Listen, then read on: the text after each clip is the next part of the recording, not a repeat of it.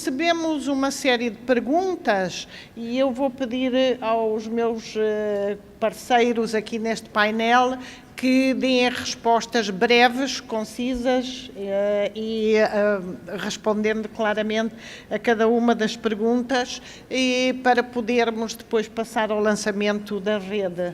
Eu seguiria a mesma ordem do painel, começaria pelo Dr. Rubén Torres para responder. Cada um deles recebeu umas 3 ou 4 perguntas. Portanto, peço brevidade para podermos encerrar a sessão. Obrigada.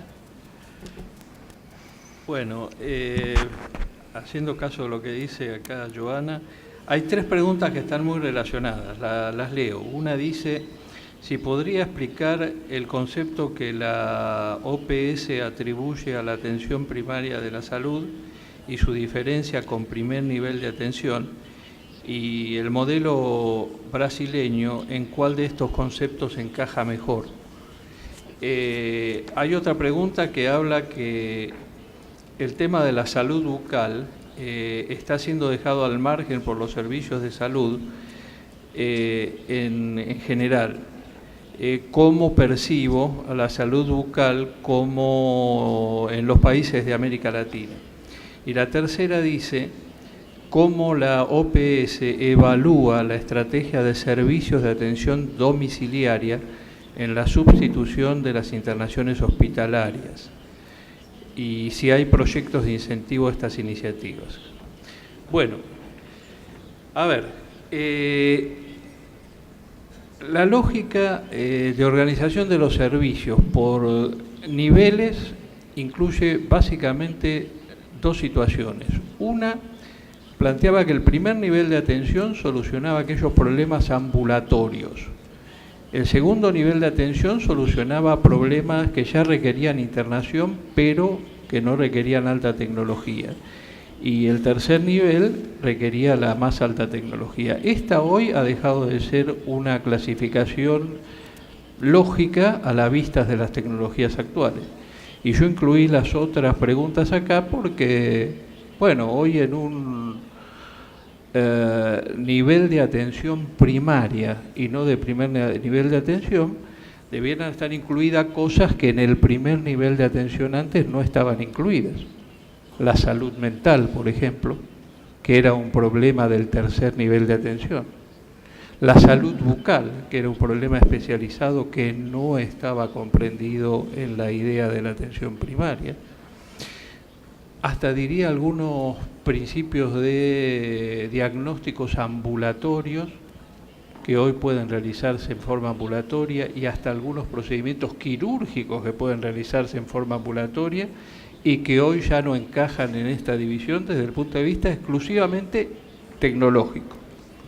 Pero después hay un principio que tiene que ver con los valores, que es el siguiente: cuando un señor llegaba al tercer nivel de atención, que era el lugar donde estaban los superespecialistas, solucionaba el problema de la diarrea del niño o solucionaba el problema de la neumonía del niño, pero no tomaba en cuenta que ese niño mañana volvía a un ambiente que por las condiciones del agua potable que recibía, de las condiciones de conservación de la comida que recibía, lo volvía a hacer caer en diarrea, o que el lugar, por las condiciones de ambientación que tenía, lo volvía a hacer caer en neumonía. Este es un concepto que no entra en la lógica de los niveles de atención. El concepto de atención primaria de la salud incluye estos conceptos involucrados en todos los niveles. Y respondiendo a la colega que preguntaba respecto de si consideramos o evaluamos que la atención domiciliaria forma parte de esta lógica, por supuesto que forma parte de esta lógica. Es decir, hay una tendencia, y ahora voy a hablar como sociólogo y no como médico. Si ustedes leen encuestas respecto a la valoración de las personas de los sistemas de salud, se van a encontrar con una sorpresa. Es decir, todos valoramos o parecemos valorar cuando compramos un seguro privado la internación. Sin embargo, la mayoría de las personas hoy no quiere estar internada y evalúa que el mejor lugar para estar es su casa. Hay muchísimas encuestas en este sentido. Por lo tanto, la lógica de la atención domiciliaria no es un problema solamente económico, es un problema que responde a las necesidades de la gente. Por lo tanto, consideramos que está en esta situación. Respecto a la pregunta de si el modelo de este país encaja en cuál de estos conceptos, ahí yo cuando hablé no pude pasar la diapositiva por un problema de tiempo, pero la concreción de un sistema de salud basado en la atención primaria no es un problema automático, es un problema que tiene pasos consecutivos. El primer paso de esa sucesión debiera ser posiblemente el reforzamiento de lo que hoy conocemos como primer nivel de atención y posteriormente ir agregando a esta cada uno de los conceptos restantes que ejerce. Evidentemente Brasil es uno de los más avanzados en este camino, en el de haber reforzado su primer nivel de atención y estar avanzando paulatinamente con la incorporación de otras medidas hacia el concepto de una atención primaria renovada. Y la otra pregunta está referida a un tema muy particular. Dice, ¿qué opino respecto a que se exigiese a los municipios el catastro de los profesionales comprometidos con la gestión de la atención primaria y en los estados y en las regiones sucediera lo mismo para hacer la atención más eficiente? Si no sería una buena idea para comenzar los cambios, visto que cada municipio tiene sus peculiaridades y sus dificultades. ¿Esos profesionales, dice la pregunta, podrían recibir un incentivo financiero del Ministerio de Salud? A ver, yo lo mencioné al pasar también ahora, pero hay pruebas de evidencia respecto de esto. Barbara Stahlfield hizo un estudio que, no sé por qué razón, nunca tuvo demasiada difusión. Ella demostró así taxativamente que aquellos modelos en los cuales el pago a los médicos de familia que actúan en el primer nivel de atención es mayor que el pago al resto de los especialistas, tienen mejores resultados en términos de morbilidad y de mortalidad. Esta es una prueba concluyente respecto a la necesidad de establecer incentivos colocados de esta manera. Evidentemente esto no es sencillo y tiene una serie de peculiaridades financieras y de gestión muy particulares, pero creo que los colegas economistas nos pueden dar una gran ayuda en la instauración de estos incentivos. Yo personalmente creo que son claves para poder modificar el sistema. Muito obrigada. Então agora peço ao Jack para responder brevemente. Agora peço ao Jack para responder brevemente às perguntas que lhe foram postas.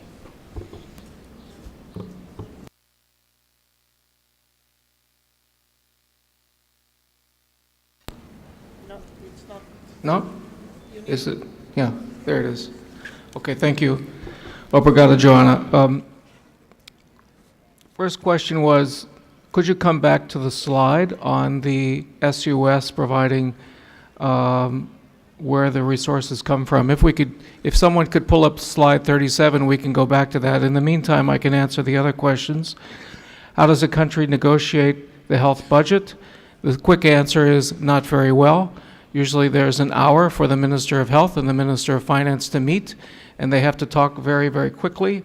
And working in the Ministry of Finance, we often ask the Minister of Health, we'll spend more money, but what are we going to get for it? What are we going to get in return? And in the U.S., with a very inefficient, open-ended, fragmented system, we weren't inclined to put much more money into a system which we felt was already bloated. I think that that often macroeconomic growth has a great deal to do with countries investing more money, and also leadership has a lot to do. Leadership can come from the top or come from the bottom. In the Philippines, it came from the president, who ran on this ticket of universal coverage and more money in the health sector. In China, it came from the people. It came from the bottom, who said the Communist Party in China is very good at surveying people in the country about what they're happy with and what they are unhappy with. And China in the last 5 years has consistently said they are very unhappy with their health sector. It is at the top of their list of unhappiness, of dissatisfaction. So the Communist Party, wanting to stay in power, has put more money into healthcare in China. So it can come either way. A benefit. How do you define a benefit package? I'm going to let Joanna talk about that, because Dr. Joanna Godino has led some very good work on benefit package work in Eastern Europe and in other countries around the world. It's a long answer. I can say that economists, we prioritize in the benefit package things like public goods, water and sanitation, good services with high externalities like vaccinations and immunizations. Then we go to personal services, where we talk about indicators like cost effectiveness or things like that, the cost effectiveness or efficacy, things like that. And then finally, we talk as economists, we talk about the need for financial protection, but I know that it's also extremely important that when we talk about financial protection and we talk about quality care, it's very important to have coverage for services at the primary care level so that people don't wait until they're too sick and they have to go to the hospital. They need to go to a more cost-effective level of care for their services. This is 37, but it's not the right one. Maybe you could go back one. Let me just say, no, go back.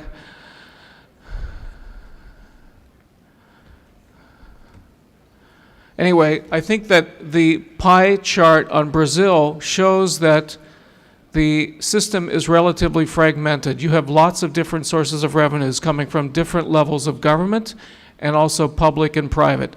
You seem to have a relatively good amount of money coming from out-of-pocket payments as well, but without knowing Brazil, I would say that either one of the World Bank specialists, it could be Dr. Godino or it could be Dr. Magnus Lindlow or someone else, could talk to you in more depth about how Brazil compares relative to other countries, or I would be delighted to come back and talk to you in more depth. Thank you very much, Jack. And just to add something on the... I'm speaking, thank you very much for you, but agora devo falar em português.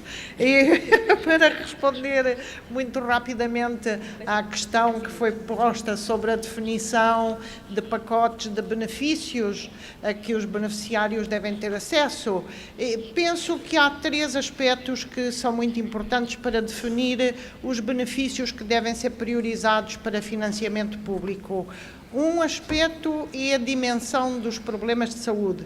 Aqueles problemas que afligem a maior parte da população devem ser priorizados. O segundo critério é: temos maneira de tratar desses problemas, temos maneira de prevenir esses problemas. Essa deve ser a segunda, e maneiras que não sejam muito caras. Portanto, devemos fazer estudos de custo-benefício, de custo e eficácia, para ver se a intervenção não vai custar muito dinheiro. E o terceiro grande critério é qual é o valor social que cada problema de saúde tem para a população. Às vezes há problemas de saúde que não são muito importantes do ponto de vista de carga da doença, em que há algumas intervenções custo-eficazes, mas que a população dá muito valor. Isto acontece frequentemente, por exemplo, hoje em dia, com as doenças infecciosas. Algumas doenças infecciosas não representam grande carga de doença, mas têm um grande valor social, porque as pessoas têm medo que elas se espalhem para todas as pessoas. Então, a participação dos beneficiários na definição do pacote deve ser um critério importante. E também temos aqui uma outra pergunta que foi posta para todo o painel, que que as doenças crónicas evoluem para a necessidade de cuidados contínuos, principalmente para pacientes que necessitam de cuidados paliativos. Então a pergunta é se nas novas estratégias de saúde não haverá espaço para os hospícios, que é para pessoas que têm doenças crónicas, que precisam de cuidados paliativos, possam ter cuidados continuados num ambiente que custa menos dinheiro do que um hospital. Sim, isso é parte da resposta e vemos que nos países mais desenvolvidos se têm desenvolvido os hospícios e devo dizer-vos que do conhecimento que tenho desses serviços, por exemplo, em Washington, onde muitos dos nossos colegas, os pais, precisam desses cuidados de hospício, são cuidados muito bons. Sei que também em Portugal os cuidados de hospício são bastante bons e os cuidados domiciliários terminais. Mas isso é só parte da resposta para o problema das doenças crónicas. Eu creio que há uma parte muito importante da nossa resposta às doenças crónicas na qual temos que nos focar mais e que é o trabalho com os outros setores para promover a saúde e para prevenir as doenças crónicas. E nisso eu espero, a doutora Clarice disse que quando éramos médicas jovens as pessoas morriam que nem moscas de doenças infecciosas. Eu espero que dentro de um espaço de tempo breve possamos dizer, e vocês que são mais jovens possam dizer, que as pessoas deixaram de morrer que nem moscas de doenças crónicas. E isso é possível acontecer, e é possível acontecer no nosso período de vida. E esse é um grande desafio para a atenção básica e para a saúde pública, e a promoção da saúde e a prevenção da doença. Vou passar a palavra à doutora Clarice para responder às várias perguntas que recebeu, muito interessantes, e que têm a ver com o direito à saúde e com a judicialização da saúde. Obrigada.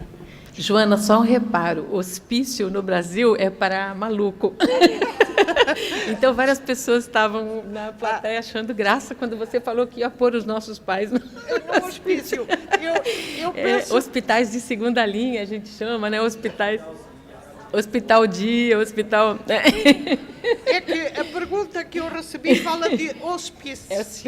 Porque a pessoa chica. E eu pensei que aqui que também chamavam hospício como se chama nos países anglo-saxónicos, mas... Primeiro eu quero fazer um comercial. Nós vamos falar sobre a Conitec na sala 6, hoje à tarde. Se vocês se interessam por esse assunto, por avaliação de tecnologias, estejam conosco na sala 6. O Jorge, eu esqueci a terceira pessoa. Respondendo às perguntas, o Júlio, de Itapema, Santa Catarina, pede que eu comente a judicialização das demandas de medicamentos no SUS, enquanto estratégias da indústria farmacêutica e dos escritórios de advocacia. Simplesmente respondendo isso, é que é uma estratégia de promoção do medicamento como outras. Talvez esta não seja tão bonitinha, né? Tão arrumadinha, mas ela acontece de forma intencional e de forma não intencional, indireta também, por conta da propaganda que se faz em meios de comunicação, e isso corrobora o que a pergunta seguinte está aqui de Teodora, que quer saber, gostaria que eu comentasse sobre a história do Truvada, que é um medicamento que se diz capaz de reduzir a chance de transmissão da AIDS, né? E vocês viram isso na televisão, né? Quando você vai ver os resultados, são resultados baixos de proteção e não supera de jeito nenhum a camisinha e todos os cuidados que a gente tem feito nos programas de AIDS, então não tem por que o Brasil adotar uma prevenção desse tipo, se a gente tem outra muito melhor e mais barata funcionando. Esse medicamento, composto por 2 outros medicamentos, como talvez vocês saibam, já está na rede de saúde, mas para o tratamento, não para a prevenção. Então, volta naquela história que eu falei durante a intervenção. O medicamento foi aprovado. Por quê? Porque ele está aprovado. Ele estudou e viu que consegue reduzir em 40% a transmissão. entre parceiros. Ok, vai comprar quem quiser. O FDA não está incorporando isso nos Estados Unidos. Vocês têm que entender isso. Está incorporando no mercado. A Anvisa, se for submetido o processo a eles, provavelmente eles vão aprovar também. Por quê? Ele é eficaz e seguro. Tem uma eficácia de 40% para reduzir o risco e é seguro porque já vem sendo usado para outras finalidades. Vai aprovar. Isso quer dizer que o nosso sistema deve incorporar? Não. Então, mais ou menos isso. Ela pergunta qual é o nome do laboratório. Eu não sabia, eu costumo não ver nome de laboratório, até para não ter conflito de interesse com esse produto, mas entrei aqui na internet, é fácil entrar, você vai ver que é de um laboratório estrangeiro, é Gilead, não sei como é que fala, Sciences, que está produzindo essa pílula e registrando para essa reserva de mercado. Entendamos que a bula do medicamento registrado, muitas vezes é uma reserva de mercado, é um artifício econômico e aceito pelos países. Não sei. Gilead... Ah, então pronto. Ela sabe mais aí. Ó. A Vera me mandou um bilhete, ela é da saúde da pessoa deficiente. Eu quero muito conversar com vocês, não sei se você ainda está por aí, e nós precisamos conversar, sim, porque eu acho que a pessoa deficiente tem muita coisa que a gente pode incorporar, coisas até de baixo custo, mas que podem ajudar bastante a vida das pessoas. Qual o plano da Esquiti para a autossuficiência do Brasil na produção de fitoterápicos nacionais, considerando a Política Nacional de Plantas Medicinais? É uma área que tem recebido mais investimentos. Não sei se a gente vai conseguir produtos rapidamente. Não sei se a gente vai conseguir adesão das equipes de saúde nessas prescrições. Então, são vários riscos, né? Mas este governo, esse grupo que está hoje no Ministério, tem dado bastante atenção e recursos para que se desenvolva uma política de fitoterápicos no país. Aqui, outra pessoa, Leonardo Diniz, gostaria de falar sobre a produção de insulinas pelo Brasil, pelo nacional, né? Eu gostaria de conversar, sim, com essa pessoa. Vocês pegaram o meu e-mail, conitec@saude.gov.br ou clarice.petramale@saude.gov.br. É desse jeito aqui, só que tudo junto. Então, vamos conversar, sim. A outra pergunta, da Trovada já foi, esse daqui. Quais são as estratégias que poderiam ser adotadas no Brasil? Quem fala é Mônica Machado, do Rio de Janeiro, para impedir ou, pelo menos, dificultar os gastos desnecessários realizados por municípios e estados no uso de novos medicamentos, vacinas, etc. Esta é uma pergunta muito pertinente pela forma que o Brasil se articula, né? Nível federal, estados e municípios, e da forma que se descolou a tecnologia. Basicamente, o nível federal tem sido muito mais parcimonioso em incorporar, até porque as ações judiciais têm sido mais sobre os estados e menos sobre o nível federal. Mas com a Conitec a gente começa a ter uma ferramenta de trabalho, né? Então eu peço que os estados e municípios pautem temas para nós, coisas que vocês incorporaram e não estão na lista e que haja evidência, né? Vocês defendam a incorporação, que vocês pautem esses temas para nós. Nós vamos analisar, fazer os estudos de custo-efetividade, vamos fazer toda a busca da evidência e vamos dar uma resposta resolutiva para vocês se vai ser incorporado ou não, né?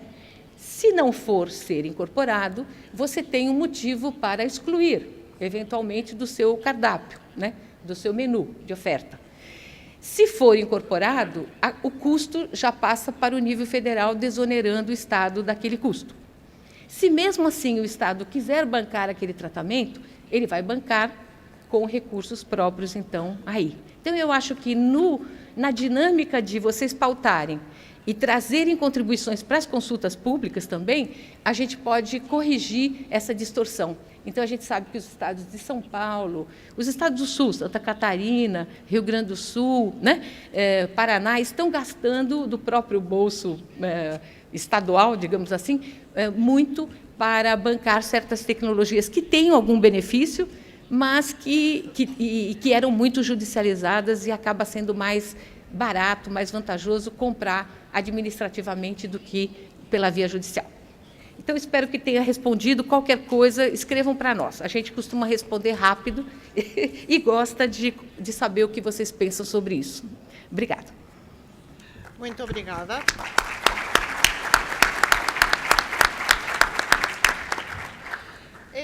Antes de fazerem o lançamento da rede colaboradora de atenção primária de saúde, terei que dar a palavra a uma pessoa da organização que tem uns avisos para fazer.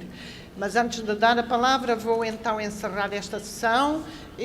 Penso que a sessão foi muito útil e espero que tenham achado que a sessão foi útil para vós. E a minha recomendação em relação a tudo o que aqui foi dito é: mantenham sempre no vosso horizonte a questão dos resultados em saúde. Portanto, trabalhamos todos para melhorar a mortalidade infantil, a mortalidade materna e para baixar a mortalidade e a morbidade por doenças crónicas. E também tenham sempre, assim como têm os resultados de saúde sempre em atenção aos gastos. Gastos para as famílias, gastos para o sistema de saúde e custos para a economia da doença e da morte e da incapacidade. Portanto, é preciso, como trabalhadores da saúde, termos sempre estas duas preocupações na cabeça e funcionarmos em todas as nossas decisões sempre com estas duas preocupações fundamentais: os resultados e quanto é que tudo isto está custando ao bolso público. Muito obrigada por estiveram aqui 3 horas seguidas, mais de 3 horas, e vão estar com o lançamento da rede. É uma audiência realmente muito especial. Muito obrigada e um resto de bom dia para todos.